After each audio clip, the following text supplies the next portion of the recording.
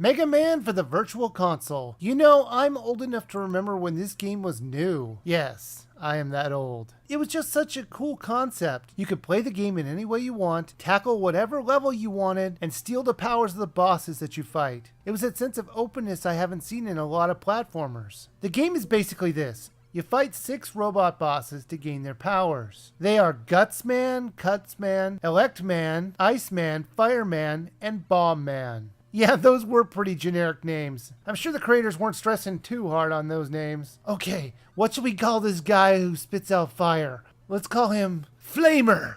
No. Fire Guy? No. Fire Guy is stupid.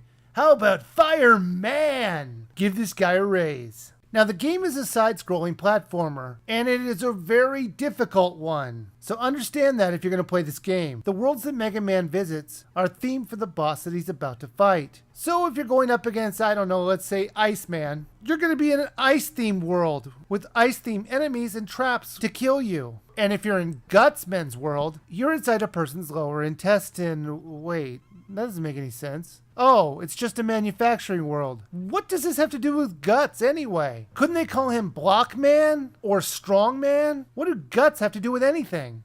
Now the bosses were weak to another boss's power, so you should test out the different attacks that you get with different bosses to see which one is the best to use. That's not to say that you just can't shoot them regularly with your egg shooter or blaster or whatever that thing is that Mega Man is shooting, but knowing what they're weak to helps you get through the game easier. Now the controls were very stiff, so be ready to die quite often. When you mistime a jump, if you beat all the bosses, Dr. Wily's level will appear. And you're going to have to use all the powers that you've collected, as well as one somewhat hidden power. Okay, it's not really hidden at all, because it's in plain sight, but you can't access it without a certain power. Now this is a very hard game. There are only a couple checkpoints in the levels, and while the levels were not that long, the enemies and traps in the levels will test your patience. This is one of those games where the restore point save feature built into every virtual console game for the Wii U comes in handy. I just wish it let me keep more than one restore point at a time, because I used it a lot in this game, and I do mean a lot. Mega Man was fun.